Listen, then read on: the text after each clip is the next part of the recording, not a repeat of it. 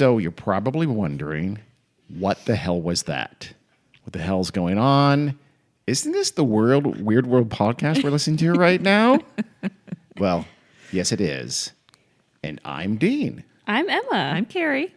And that was a little piece of tape that we will be discussing here on this episode. In fact, that was the voices of the dead. Oh, I was going to say, is this Halloween time already? It's pretty Halloween-y, but Time flies. that was the voices of the dead, the voices from beyond the grave. Oh. Or was it? Sounded like a chicken. Let's find out. Chicken, huh? I got chicken. I got haunted house sounds. I get very much Disneyland haunted house sounds. Well, not quite Disneyland haunted. There was house. an album, Disney, not that Disney made an album. Mm-hmm. Yeah, we had that. Had something similar to that. Yes. It sounded very similar to that. Yeah. Eerily. It did if you sound, will. yeah. Generic Halloween sounds. Yes, Yeah. but pretty scary. And these actually aren't as generic as you think. There's some that's banging pretty drums scary. in there and things like that. So we'll talk about that first, though. Carrie, I know you want to give a shout out. Yes, this is going to be Carrie's listener feedback corner. That's feedback from listeners to us, not from Carrie to listeners. Correct. Listeners, you guys are doing a great job. But That's her feedback. that's her my feedback feedback now. for you listeners. But no, we got a really nice, well, kind of email from a guy named Bob J. I'm not doing full last names. Oh, I thought his name was Jay. Because I don't have permission. Okay. But the subject was the Leatherman. As you And- recall from episode. I'm just going to read it because Bob is the best. Here it is. Apologize for calling the Leatherman a zombie, or I will refer you to every haunt, haint, and monster in Connecticut for revenge. He used to pass within a few hundred feet of where I live. I've visited many of the overhangs and such where he stayed. So unless you want to wake up next to a melon head or have the glawacus after you, be polite. This is an email we actually received. Yes. Yes. And as So the Dean has a message for you, Bob. Bob, I abjectly apologize for any aspersions I may have had said toward the Leatherman. He was absolutely not a zombie. I acknowledge that.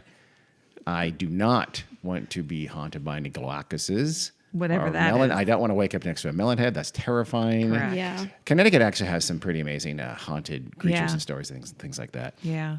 Most of which did not involve the Warrens, thank God. So, by the way, that was episode 232 called The Possibly Zombie Leatherman. I wish to retract that. The For Sure Not Zombie Leatherman should forever be the title of that from now on. Yes. Well, the reference to that was that his supposed grave was empty. Right. That's why you called him zombie. Yes. Yeah. And if I caused any problems with melonheads, I want to make sure that Yeah. we're okay.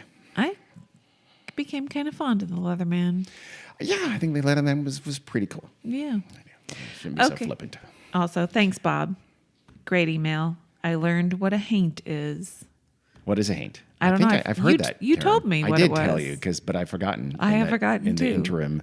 Emma, you know what a haint is? No, what is a haint? A haint, according to the Macmillan Dictionary, it can refer to an angry dead spirit, but also to a, quote, undefinable something that scares the bejeevers out of you. That sounds like a very official. Nice. Yeah, so Yep. it's a scary thing. Yeah. It's a scary spirit, as a matter of Got fact, it. which, by the way, actually dovetails fairly decently Yes, with the it topic at does. hand today. So let's return to Okay. Ghost Tape number 10. Let's start in Vietnam. In fact, Vietnam a long, long, long time ago. Okay. The ancient belief system of Vietnam centers on their ancestors. That's commonly called animistic religious systems or belief systems or folklore. You've heard Yeah. the phrase animism or the like. Essentially, it's beliefs, that they dominated early religious systems almost everywhere, almost universally so. Simplistically, it's sort of this belief in the divinity or the spiritualism of everything, of things, of water and rocks and the sun and plants and also places and people as well. I like that. Yeah. It's kind of this idea that everything essentially has a soul or a spirit in some sense. And it's kind of an attempt to understand the supernatural world and make it explain the natural world and make sense of the natural world, I guess. It's not pantheism. It's not just having 12 gods or whatever. It's very different. It's this Right. kind of general spiritual sense of the whole world around you, right? It was the typical belief system before the kind of great world religions sort of took over, Christianity, Islam, etc. But some of those major religions, such as Buddhism and Hinduism, actually still have a core of animism in their beliefs. At least that's what I read. I hope that's true. I hope that's not offensive. They still retain some of those animalistic elements Yeah. in them. Vietnam. Vietnam is often thought of as a Buddhist country, isn't it? Don't you think of because of the immolation of Buddhist monks Right. during the war and the protest of the war? Actually, it's a fairly small minority of the Vietnamese population is Buddhist, something like 14, 15, 16%. What still predominates there is actually animistic folk beliefs. The French made some inroads with Catholicism during their reign, their regime. Great.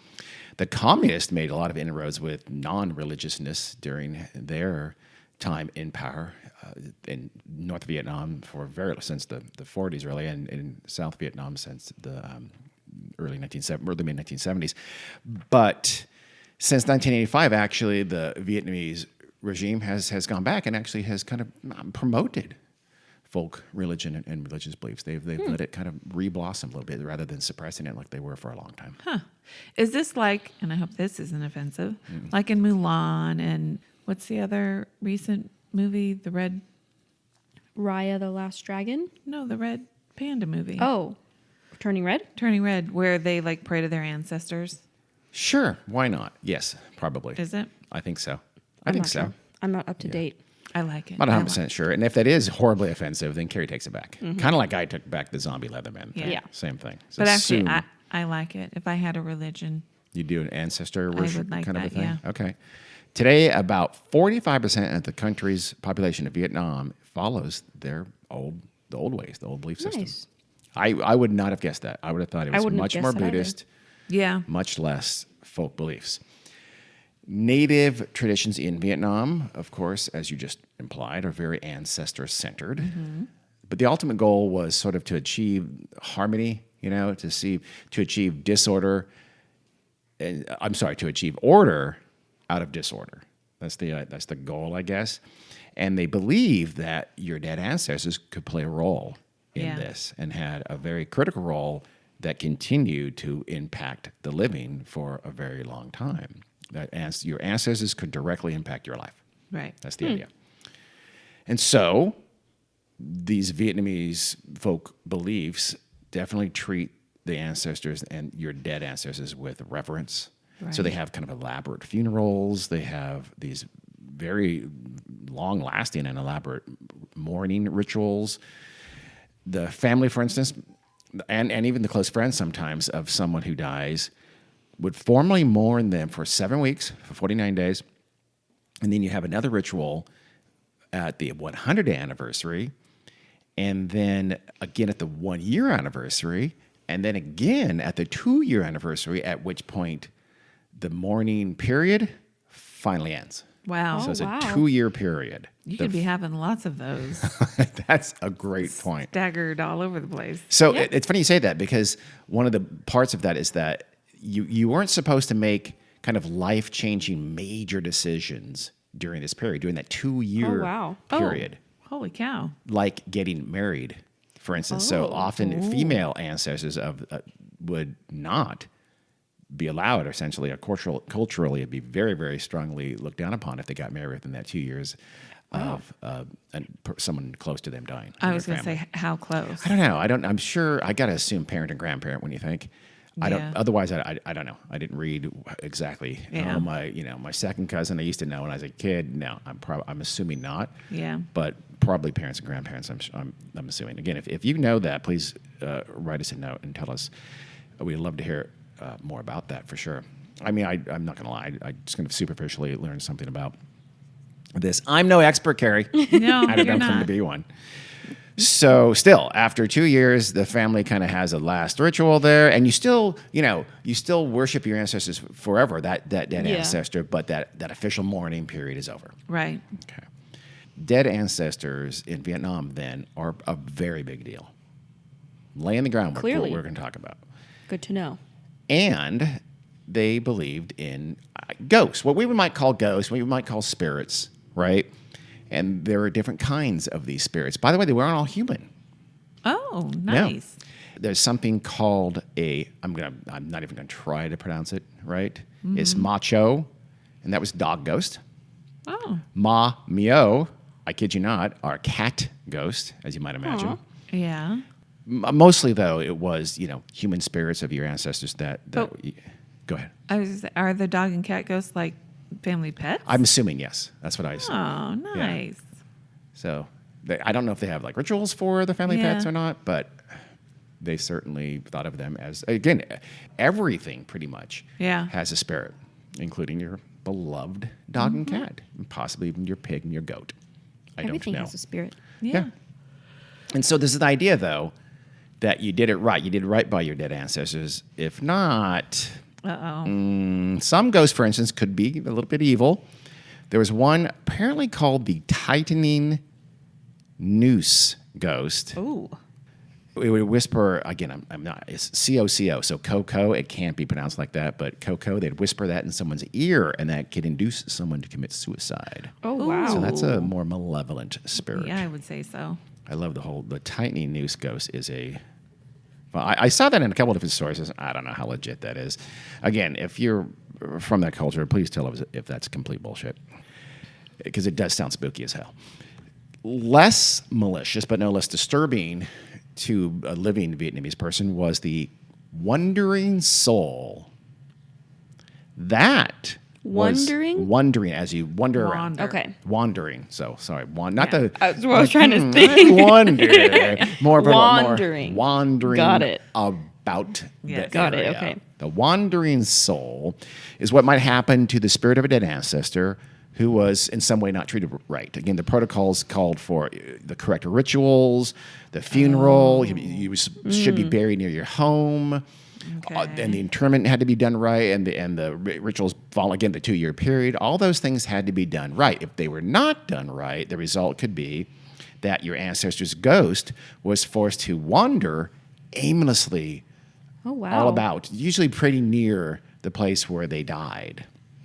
It was bad. It was kind of an eternal anguish Yeah. for your whatever beloved uncle or mother or grandparent or even your child. Oh, Wow. goodness. So it's like the ghost with unfinished business, right? Kind of like that, yeah, from Western culture. But this is specific to the rituals and the I guess worship. Could they of, fix of your it? dead ancestors? I don't know. Probably if you did the right thing, if you found. But the important part we'll come back to was that body. You had to bury it correctly. You had to bury Right. it in the right place, in the right way.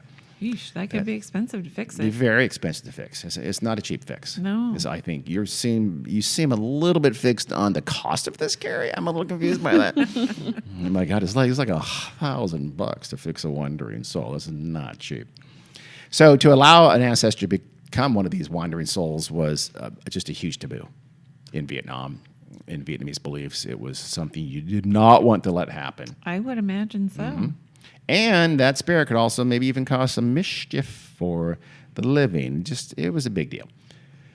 Now we turn to the Vietnam War. Oh, Dun, dun, yay. dun. We're bouncing all over the place. Trust me, there's a cohesion here. By the end of the 1960s, the Vietnam War was not going super well for the United States, True. as you True. might know. The war had forced one president to leave office, Lyndon Johnson, who did not run for re-election almost entirely because of his popularity nosediving as the Vietnam War dragged on. And it was now threatening the popularity of the new president, Richard Nixon, who would then turn to increasingly desperate measures to try to get out of and force an end to the Vietnam War. There were hundreds of thousands of U.S. soldiers in the Vietnam. People don't realize how many. We had over 600,000 or 700,000 forces in Vietnam or in nearby bases during the height of the war in the middle to late 60s and into the early 70s. Just a massive, massive endeavor. Thousands of U.S. soldiers by this point of the late 60s were dying every single year. Yeah. Oh, wow. It was terrible. I mean, people talk about 52,000 who died, yes, but it was the vast bulk. The bulk of that was mid to late 60s into the early 70s. So this was the worst of it, the height of it. The U.S. was blanketing the nation of Vietnam with bombs, south and north alike.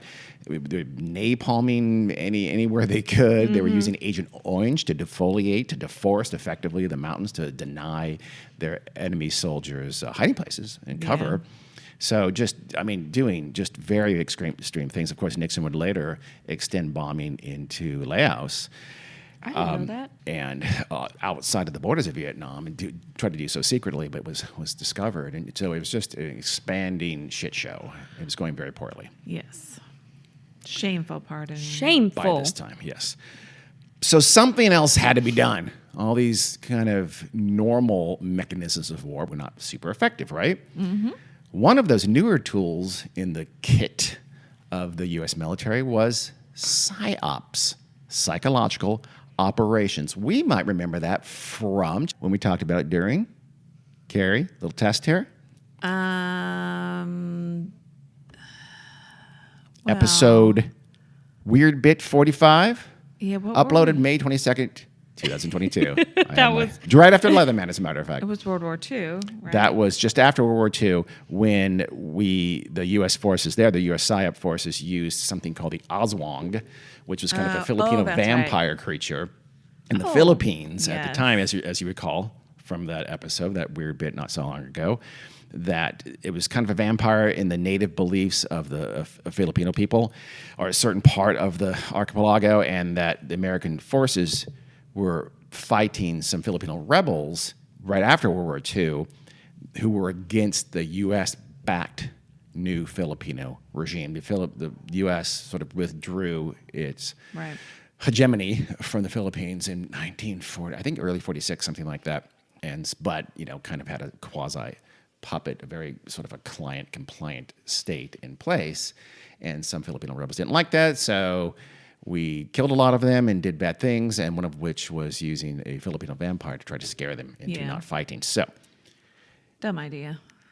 fast track about a generation or so is 1969, and a particular genius, don't know who, in the U.S. Armed Forces figures, let's start looking into Vietnamese beliefs. Maybe there's something there that we could use against the Viet Cong. Viet Cong, I don't know if you know or not, Viet Cong were the insurgents that were mostly in South Vietnam, which was U.S.-controlled and South Vietnamese-controlled territory. South Vietnam, again, was the ally of the U.S. during the war.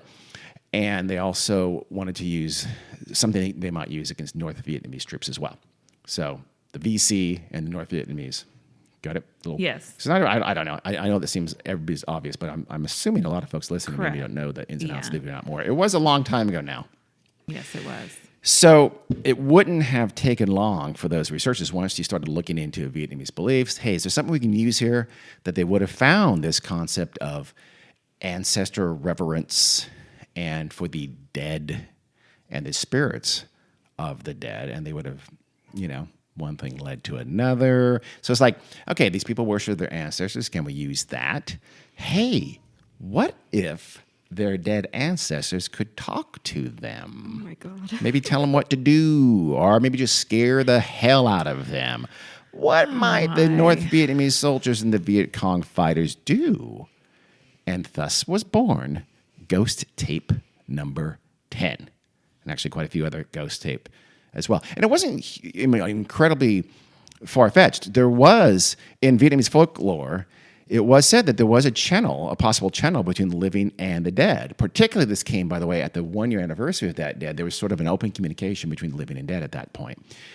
So that communication going from the dead to the living was not kind of beyond the pale in Vietnamese folk beliefs. Yes, but I just am imagining how they actually accomplished or attempted to accomplish this. Well, you heard a little snippet earlier. So now Yeah. we are going to play you another selection from Ghost Tape number 10.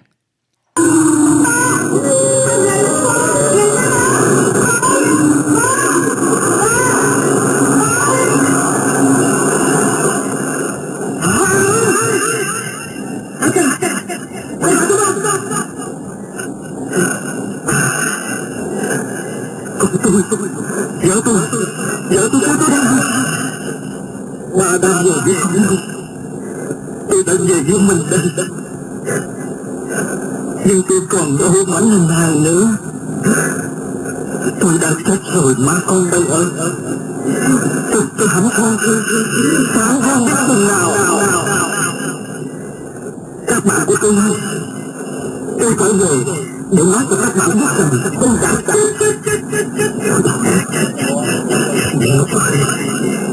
Địa ngục chết thật là oan uổng. Một lần hai nữa.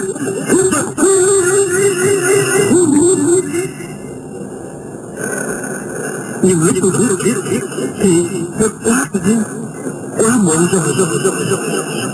Các bạn ơi.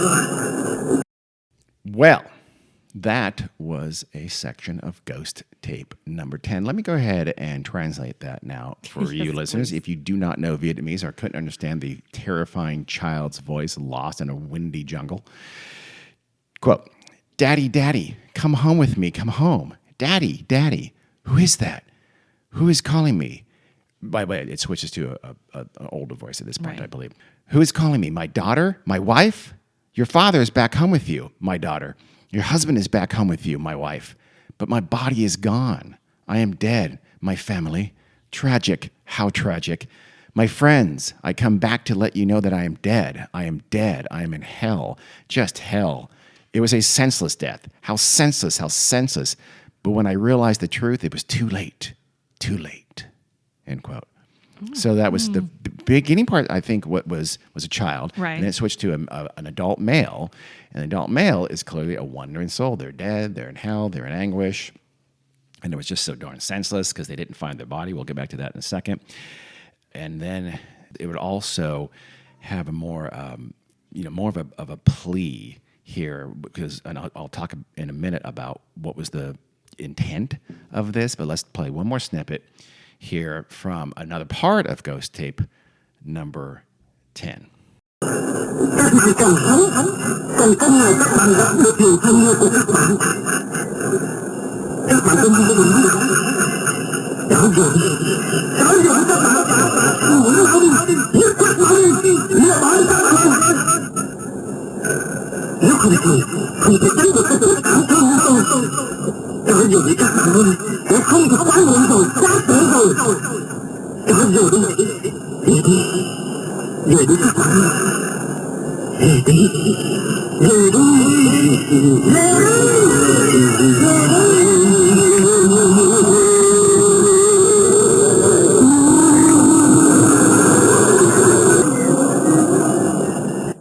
So, also pretty scary. By the way, love the echoing Yeah. effect there. Let me translate that. Quote, "Friends, while you are still alive, there is still a chance that you can be reunited with your loved ones. Do you hear what I say?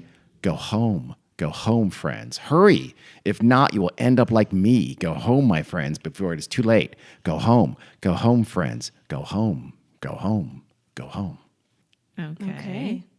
So there's a pretty explicit call of action there, isn't there? We'll get back in just one second. But that was Ghost Tape number 10. There was not just 10. There was a variety of Ghost Tapes. Ghost Tape number 10 is the one that has sort of survived to the present day. The whole idea was hatched by the 6th Psychological Operations Battalion, known as 6th PSYOP. It was a division of the U.S. Army. They got some help from the Navy at the time.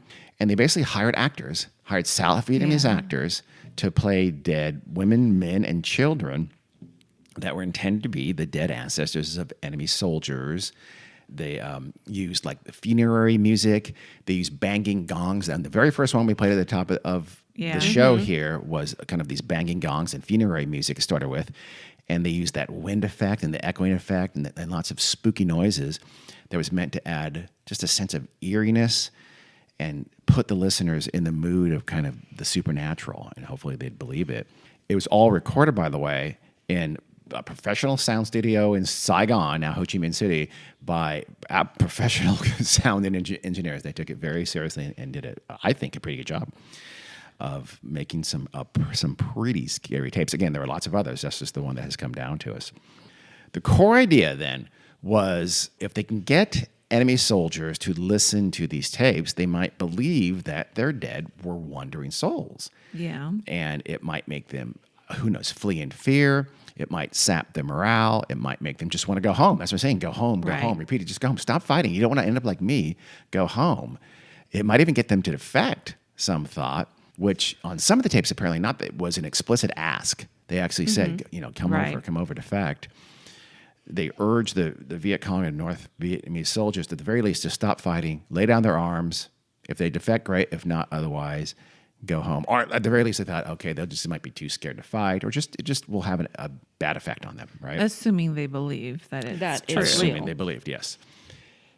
Here's another one, too, that I think would have been most effective, that the sense that it could even happen to you, the enemy soldier. Again, Vietnamese beliefs call for that dead body to be buried, quickly, to be buried usually close to home, all those right rituals and things like that. But the burying part, the internment part, was pretty critical.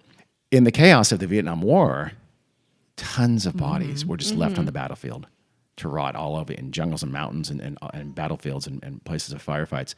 So the kind of implicit idea here is that if you, that VC or North Vietnamese soldier, don't stop fighting and you end up dead in the battlefield, you could end up being a wandering soldier. And he's going to share the same fate as that tormented soul screeching and echoing in these tapes that were being played. They're hearing.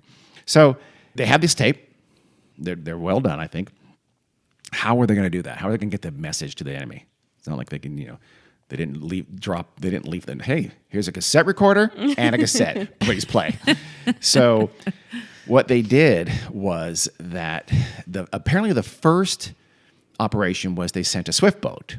Swift boats were the small, fast, maneuverable patrol boats that ran up and down the Mekong Delta and up different waterways in mostly South Vietnam that often went deep into enemy territory along the river systems.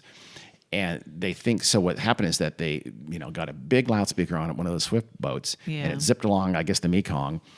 And on one just super dark, moonless night, the U.S. soldiers on that swift boat played one of the ghost tapes, blaring into the jungle on kind of a spooky, dark night, knowing that the VC were out there surrounding them in this impenetrable forest. Oh, wow. But so they did it through swift boats, through patrol boats. They did it through helicopters. They'd have, again, loudspeakers blaring, and the helicopters would buzz enemy territory at night, playing these ghost tapes for whoever was below to hear. Hopefully, again, it was VC or North Vietnamese soldiers, mostly VC. They also had soldiers go in on the front lines or near the front lines, play these things on sort of loudspeakers that they carried. Sometimes they'd have multiple soldiers do it at the same time to hopefully that the idea that you're almost surrounded by your dead ancestors begging you to leave, go home, drop your arms. And Wow. Okay, so at this time, what was the medium that the recording was On, yeah. I'm assuming a on. Tape. What do you mean? Is that what you mean? Yeah, were there cassette tapes at that time?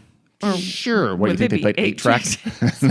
All of a sudden it stopped and you had to turn it over. It was very clunky. It was embarrassing. Yeah, and you'd have to have this big, huge thing, right? It's You'd have the not- big loudspeaker, They yeah. didn't have Walkman at the time. No.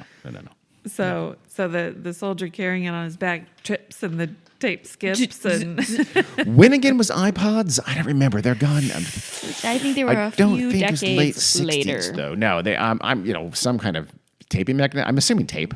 Big Could reel to be reel. reel-to-reel, yeah. Could have been reel to reel. But they would have to have big Yeah, it loudspeakers. just seems That's why there's got on unwieldy. boats and Yeah. helicopters. But Yeah. apparently they got them small enough to go on.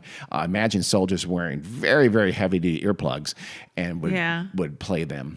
Maybe the backs of trucks, but one thing I read said soldiers would actually carry loudspeakers Yeah. and try to get close as possible. Yeah. Not a fun That's job. interesting. And play them. yeah.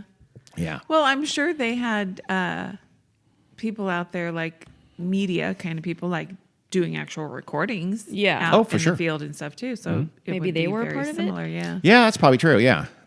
I bet they Yeah. would. I mean, people were carrying cameras. Yeah. But I mean, Out the there thing time, is, so- you hear a helicopter, and Yeah, I if know. you can hear the tape, you Yeah. can hear the helicopter. Oh, for sure. Or Absolutely. it just seems I know. silly. I It does know. seem silly and logistically improbable. They got pretty bold, though. They even sent some soldiers went infiltrated beyond enemy lines to play these tapes, and the swift Yeah. boats would sail up beyond into enemy Yeah. territory and play these things as well. Swift boats, I almost feel would be the most because they can just Yeah. turn it off, shut it down, Yep. go close to shore on a dead, dark, quiet night, and play those tapes and scare the shit out of people. Yeah. It would scare the shit out And of by me. the way, they played them loud. I- That capital L, capital O, capital U, capital D. They were inescapable. They blared the tapes. I need to know the decibels. How many I'd have decibels? 1,000. Because they Wow. blared these things Think like the VC was Manuel Noriega hiding out in the Papal Consulate in Panama City. Remember that? They were playing terrible Yes, yeah. music at Manuel Noriega, and the poor Papal Consulate employees to try to get him to leave the confines of the consulate and get arrested, which he did, and bring him to United States. It was, 89, 90, something like that. They were said to be so loud that they could be heard plainly in the underground tunnels that the Viet Cong had spider webbing all throughout South Vietnam. Yeah. So they were loud. They heard them. There's no question the enemy heard them. The real question there then is, were they effective? How effective were these ghost tapes? That is my question. That is a fair question. There's some, mostly it seems pretty anecdotal, but the 27th Infantry Regiment, which is called the Wolfhounds, Oh, that's they a good name. supposedly swept the jungle after one of the performance of these tapes Performance. near a place called Fire Support Base Chamberlain. And supposedly in that sweep, they captured 3 scared Viet Cong soldiers hiding out in the jungle. I don't know. Okay. Were they there and were they 3. capturable? 3? That is 3. Oh, hold on. Another swift boat operation that played one of these tapes was said to have led to the direct defection of 13 Viet Cong insurgents. Well, that was going to be in my one question. instance. What were they coming out of the jungle with their hands up? In this case, it's done. in that Take case, yeah. us, In the take second case, us. yes, they supposedly were. Again, supposedly, Uh-huh. success in the Vietnam War was often counted in numbers, and numbers were pretty malleable things. Yeah. Mhm. Right. They a lot of the time they don't, like William Westmoreland was famous for saying, "Oh, we're killing more of them than they are us, so we're winning." That's Right. not how it worked in real life. But there were supposedly these defections that were attributed to the playing of the ghost tapes, at least. Some soldiers also, by the way, American soldiers reported seeing enemy forces scouring the area of some kind of a recent operation, a firefight, right? After the tape was played, they were kind of looking. They took it to mean they're trying to collect the dead bodies Right. of their fellows. And they thought, okay, well, they must believe it to some sense. Otherwise, Yeah. why are they trying to do that? It's not, apparently that was not normal, something they would normally do. I don't know.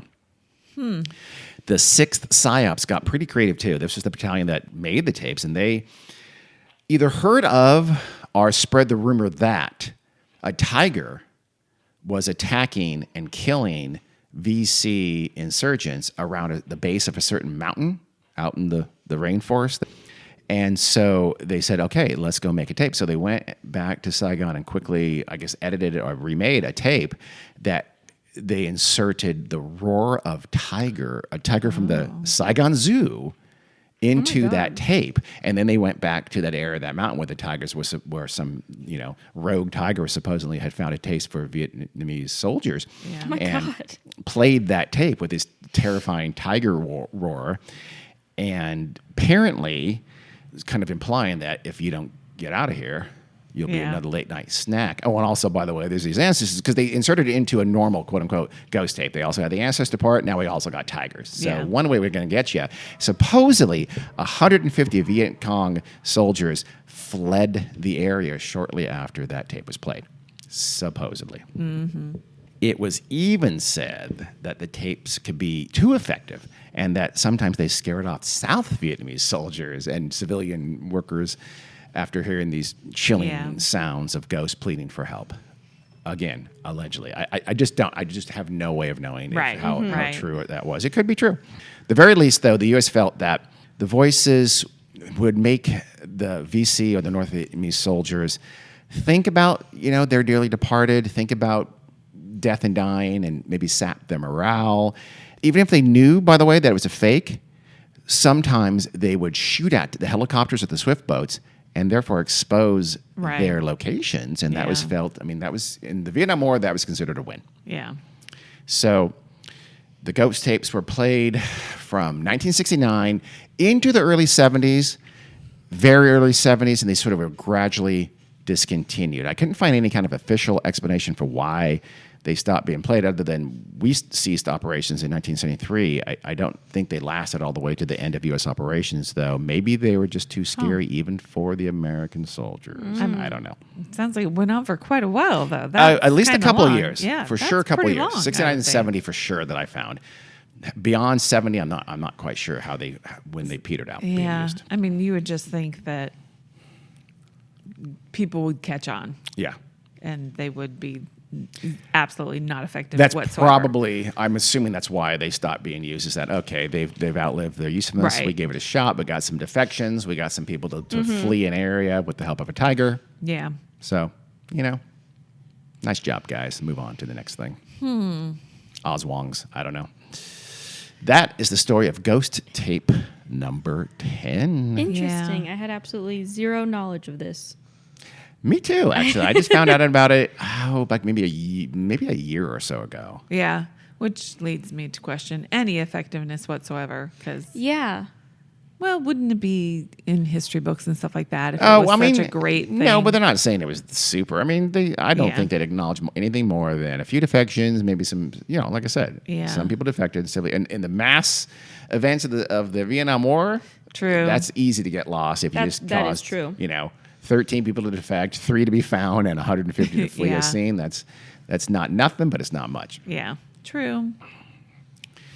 I just think whoever came up with that one probably worked with the guy who came up with the one in the Philippines. I would remembered imagine. it, or I had someone Yeah. who heard it from an old timer, kind of a thing. I wouldn't Yeah. be surprised if there was some kind of connection because Yeah. they do. They were It doesn't weirdly similar. really make much sense. It's the idea of using, and it's also there's a certain amount, is a clear, that imperialistic Exactly. American. Yeah. Oh, Yes. these dummies with their folk beliefs will Absolutely. fall for something this lame. Yeah. I doubt many, if any, VC or North Vietnamese soldiers thought it was literally Yeah. the voice of their ancestors. Yeah. Probably not. But was it scary? Did it make them think, oh my God?